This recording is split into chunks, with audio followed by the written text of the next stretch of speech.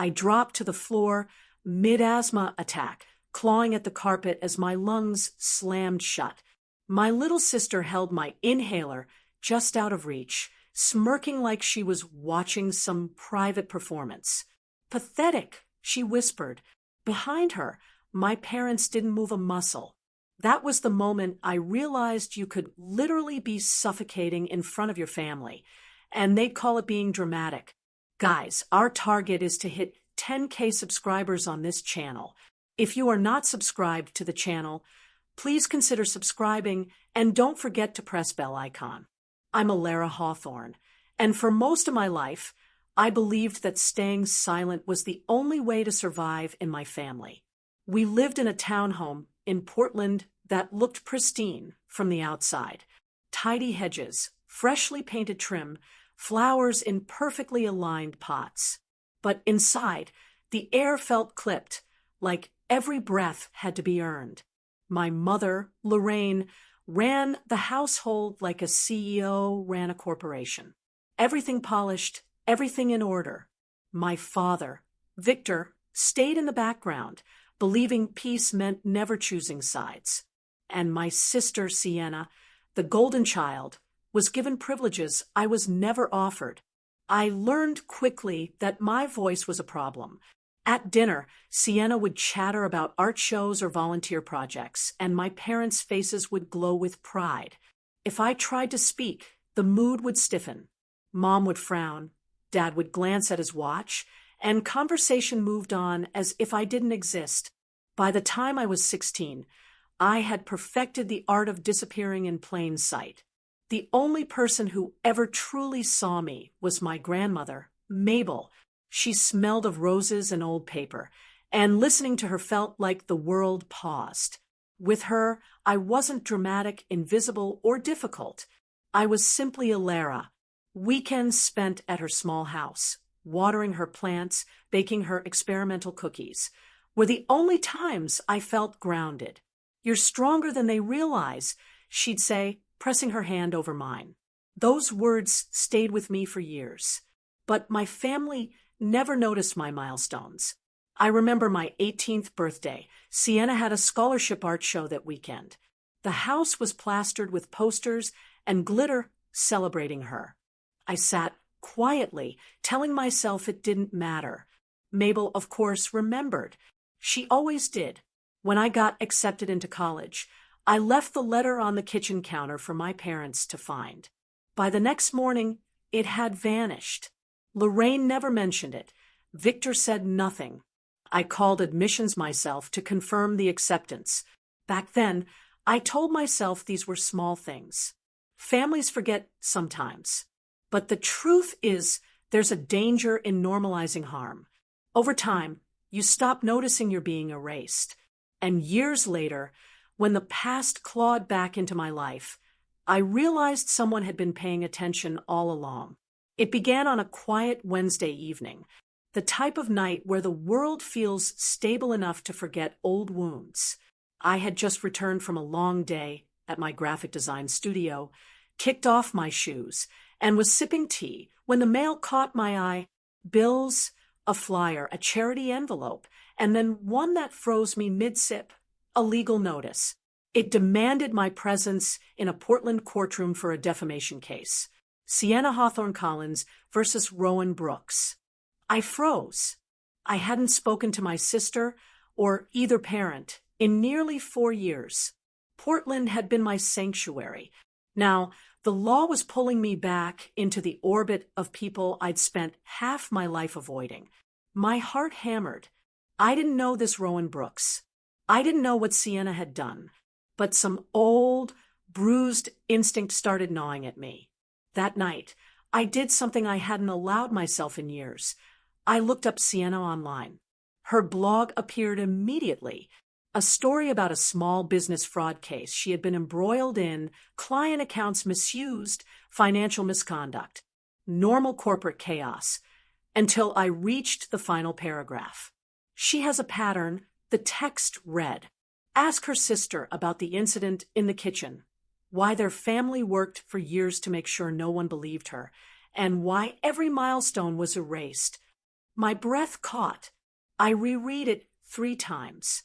No stranger should know that day, that smirk, that inhaler just out of reach. No one should have known about the years my accomplishments were ignored, the memories rewritten. And yet, someone did. Fragments of my past resurfaced like flotsam after a storm. My grandmother calling one night, confused that I hadn't replied when I had left 3 messages that week. The disappearance of my college acceptance letter. Birthday cards returned unopened. Relatives forgetting I existed altogether. For 19 years, I had blamed myself. Maybe I was oversensitive. Maybe I remembered incorrectly. Maybe families just acted this way. But the line in Sienna's blog was a match struck in a dark room. I picked up my phone to call a lawyer, thinking about avoiding testifying. And then I paused. My family had spent decades silencing me. What would happen if I finally used my voice? I closed my legal pad and opened my laptop, typing a name I hadn't touched in years, Maris Sterling. In high school, Maris had been quiet, always keeping her second-hand laptop close, avoiding the popular crowd that orbited my sister. She'd been bullied, ostracized, and ignored. I wasn't strong enough to protect her then, but I'd sat with her at lunch when no one else would. Years later, Maris became a digital forensic specialist. She pieced together erased emails, recovered deleted messages, and followed digital breadcrumbs most people thought were gone forever. When I called, she didn't hesitate. "Bring everything you have," she said. "If they try to erase you, we'll unerase you." 2 days later, I stepped into her small office. Screens hummed softly, glowing lines of code reflecting in her glasses. Shelves were stacked with external drives, processors, and evidence boxes. A place where truth didn't disappear, just because someone wanted it buried. I pulled out a thin, handwritten folder I'd kept since leaving home. Sienna's journal entries, early family emails, and old financial statements. My hands trembled slightly as Maris slid them into her system. "Let's see what they tried to hide," she murmured. Within minutes, files appeared. Emails between Lorraine and Sienna, spanning years, detailing strategies to erase me from birthdays, college milestones, and even financial accounts. I sat, silent, as the story of my life unfolded in digital ink. The smirks, the manipulation, the careful rewriting of my history, it wasn't neglect. It was deliberate. Maris looked at me and said quietly, "Elara, you're not the one who should be afraid anymore." And for the first time in decades, I believed her. The morning of the hearing felt surreal, as if I'd stepped into someone else's life. Portland's courthouse rose in stark, clean lines of concrete and glass, reflecting a sky that couldn't decide whether to rain or shine. I tightened my coat around my shoulders, the spring air sharp against my skin, and walked through the doors. Every step echoed with a truth I had spent nearly 2 decades convincing myself wasn't real. Inside, the courtroom buzzed softly, papers shuffled, whispers floated, the scrape of chairs across the polished floor. Sienna sat near the defense table with her attorney. She looked composed, her usual practiced poise in place, but I noticed the subtle tremor in her hands. She had become the first person in years to speak my truth without even realizing it. And then the doors opened. Lorraine entered first, her steps measured, face calm but eyes calculating. Victor followed, quietly, hands tucked into his pockets. Finally, Sienna rose and walked toward the stand. Her expression was polished, perfect, but her aura radiated entitlement. She looked as though the courtroom existed solely for her to perform in.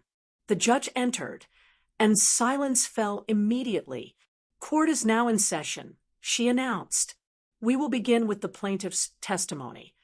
Sienna's voice was steady as she spoke about her business, the alleged betrayal, and the financial damages she claimed I had caused. Every sentence was measured, rehearsed, a tower of half-truths designed to shield her reputation. But then her attorney delivered the line that I'd been waiting for. Your Honor, the plaintiff asserts these allegations stem from her sister's unstable history. The courtroom shifted. I had expected this tactic. They would try to use me as the evidence of instability, the living proof of my past trauma. Miss Hawthorne, the court acknowledges your presence. The judge said, you are listed as a witness. Please approach. My pulse hammered as I stood. But Maris had prepared me. Truth doesn't need theatrics. It only needs light. Sienna's attorney began immediately. Miss Hawthorne, is it true that you have been estranged from your family for several years? Yes, I answered calmly. And would you say your recollections may be influenced by emotional distress or unresolved family issues? No, I said steadily. My recollections are influenced solely by what actually happened. He smirked. Isn't it true your family expressed concern about your mental stability when you were younger? They expressed it behind my back, never to me, and without any professional assessment. It was not concern, it was a tactic, I said. A ripple of murmurs swept through the courtroom. Your Honor, my attorney interjected, the defense wishes to introduce documents authenticated by a certified digital forensic specialist. The judge nodded. Maris approached the screen. With a few keystrokes, she displayed the first email, Lorraine to Sienna. Delete the video and don't mention it to Grandma. We need to maintain appearances. Gasps echoed across the room. Sienna flinched. That's out of context, she snapped, but her voice lacked authority. Maris clicked again. Sienna. Abigail refused to come downstairs again. Lorraine said, that's perfect. Keep it up. I felt a strange weight lift off my shoulders. Every hidden manipulation, every erased milestone, every gaslight moment. Evidence now spoke louder than anyone could deny. Then came the family video I had kept hidden for years. The screen flickered to life. 17-year-old me, on the floor, gasping for air, fingers stretched toward the inhaler. Sienna stood over me, smirking, holding the inhaler just out of reach. Lorraine and Victor sat frozen, watching silently. The room was silent, as if everyone collectively held their breath. Sienna's voice on the video rang through the speakers. Pathetic. The gallery covered their mouths. Even Victor closed his eyes, shame radiating from him like heat. Lorraine remained motionless, cold. Maris whispered, there's more. And she played the emails spanning years, each detailing how my achievements, my milestones, my very identity had been manipulated, erased, or repurposed to elevate Sienna. I straightened, wiped my tears, and felt a surge of resolve. This wasn't just evidence. It was the story of my survival. And finally, it had witnesses. Before we proceed, the judge said, let us review a crucial piece of evidence. The lights dimmed slightly as the emails and videos played, one by one. Each document, each time-stamped message, exposed a deliberate, long-term pattern of manipulation and exploitation. Sienna's financial exploitation surfaced. She had used my identity to secure an educational loan I never knew existed, siphoning funds from accounts under my name. The courtroom gasped again. Sienna's attorney stammered, trying to regain control, but it was too late. The pattern was undeniable. I wasn't the unstable sibling. They had been orchestrating a narrative to control, erase, and exploit me. When the presentation ended, the judge leaned back. Based on the evidence presented, it is clear there was a long-term pattern of psychological manipulation and financial exploitation. The plaintiff's claims are dismissed. Appropriate civil remedies for the documented misconduct will be pursued separately. Sienna collapsed into her chair. Mascara streaked across her cheeks. Disbelief and panic etched in her expression. Lorraine sat motionless, stunned. Victor exhaled, the weight of years finally settling on him. I felt something shift inside me. For the first time in decades, I could breathe without bracing for impact. I didn't need permission to exist, to claim my identity, or to assert my boundaries. Later, outside the courthouse, Maris handed me a folder containing all the recovered documents. "This is yours now," she said. "Everything they tried to erase, you get to keep." I walked into the crisp Portland air, the spring sun hitting my face. My steps were light, deliberate. For years, my family had tried to control me through silence, fear, and erasure. Now, the truth had reclaimed its space, and with it, I reclaimed mine. I contacted a financial attorney to undo Sienna's misappropriations. The loans were canceled, and funds returned. The civil case that followed ensured Sienna could no longer misuse my identity or accounts. My parents begrudgingly had to acknowledge boundaries for the first time. I finally felt what it meant to be untouchable, not because of wealth or power, but because truth and preparation had created a barrier no one could penetrate. I also established the Hawthorne Survivor Fund, dedicated to helping young adults reclaim financial and emotional independence from toxic family environments. It felt like passing forward the strength my grandmother had instilled in me, the only voice that had believed in me when no one else would. Sometimes freedom doesn't come from confrontation alone. It comes from preparation, evidence, and unwavering belief in your own worth. For the first time, I could look forward to life on my terms. After the courthouse, I finally felt the fragile thrill of control returning. But reclaiming my life wasn't just about evidence, lawyers, or courtrooms. It was about every quiet, invisible part of myself that had been denied for decades.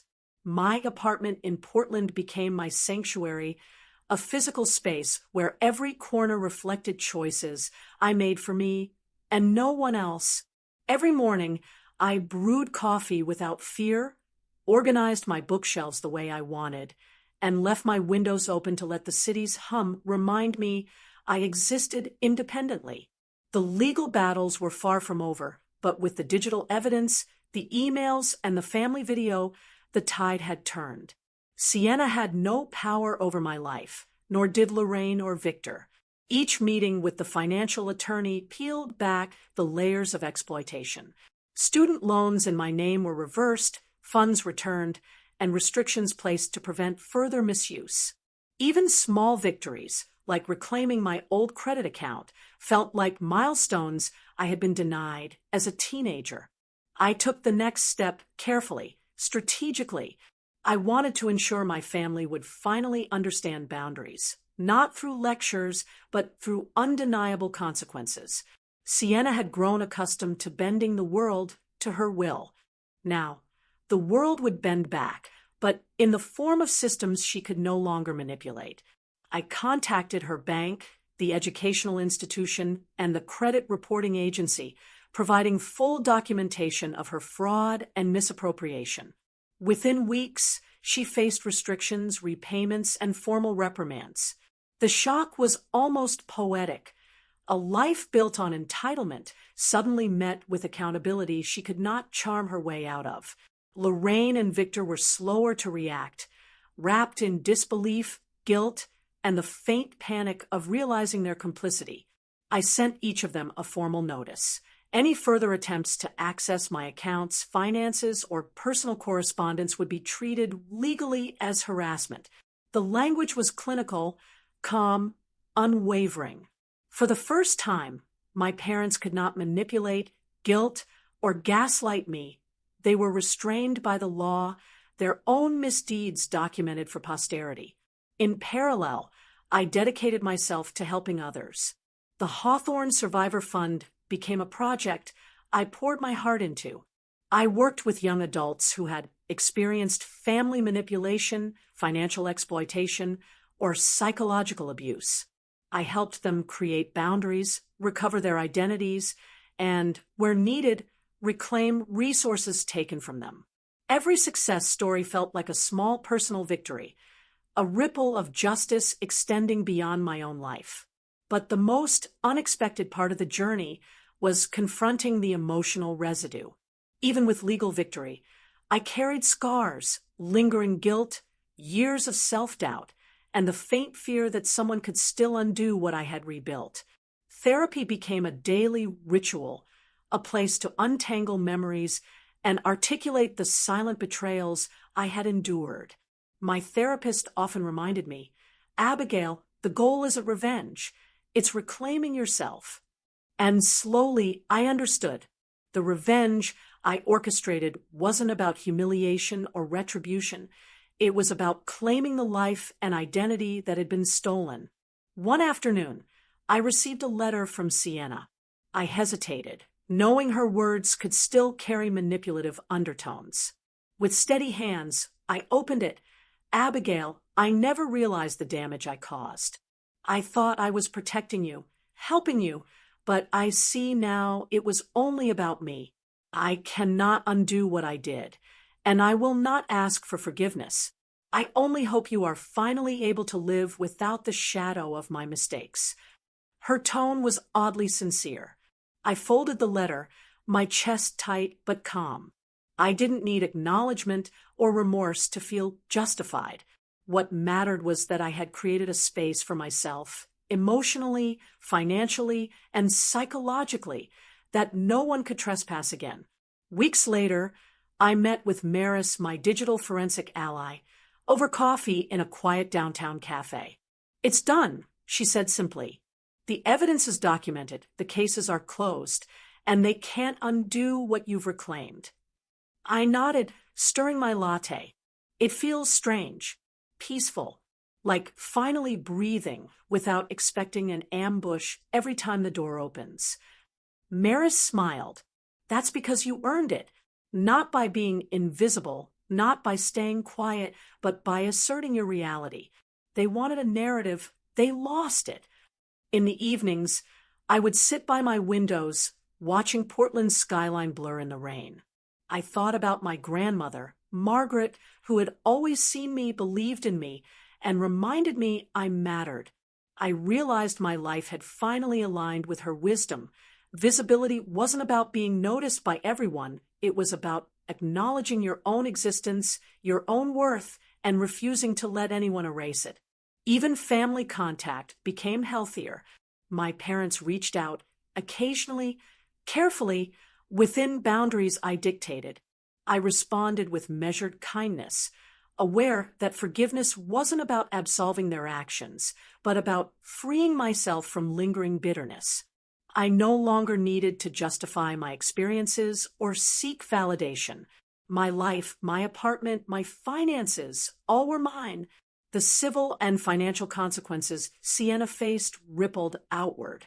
Her professional life fractured as colleagues learned about the misappropriations. She could no longer hide behind charm or manipulation. Her credibility, once her greatest asset, crumbled. Lorraine faced quiet ostracization within the social circles she had relied upon for influence. Victor retreated, humbled, and for once, I felt a sense of poetic justice. This wasn't maliciousness, it was balance restored. Months later, I stood at a fundraising event for the Hawthorne Survivor Fund. Young adults shared their stories, tales of manipulation, erased milestones, and regained independence. Each story resonated with mine, a symphony of resilience. I realized then that my journey wasn't just about reclaiming my own life, it was about empowering others to reclaim theirs. I found joy in the ordinary again, cooking dinner without fear of interference, hosting small gatherings, walking the streets of Portland without anxiety. The simple act of living, uninterrupted, became a revolutionary gesture. I had proven to myself that survival wasn't enough. Thriving was possible. Reflecting on everything, I knew this was the ultimate lesson. Family isn't defined by blood alone. It's defined by those who see you, respect you, and allow you to exist fully. Those who attempt to erase you, exploit you, or manipulate you may share DNA, but they do not define your worth. Your boundaries, your voice, and your choices are sacred, and protecting them is the ultimate act of self-respect. I sent a final letter to my parents and Sienna. I am reclaiming my life, my identity, and my peace. You may exist in it only where I allow on my terms. Respect that, and our interactions can exist. Cross it, and you will meet the consequences you once imposed on me. That letter felt like a declaration, the last line of a chapter that had begun with years of silence and manipulation. And in the quiet that followed, I breathed freely, not because my lungs were stronger, but because the truth had reclaimed its space. Not because I had won in court, but because I had won over the narrative of my life. Every memory, every boundary, every stolen moment, I had reclaimed them all. For anyone watching, reading, or listening, your voice matters. Your identity matters. Even if the people closest to you attempt to erase you, manipulate you, or diminish your worth, there is a path to reclaiming yourself. It is not simple, it is not easy, but it is possible. I finally understood. Survival is just the beginning. Thriving, unapologetically, is the real victory.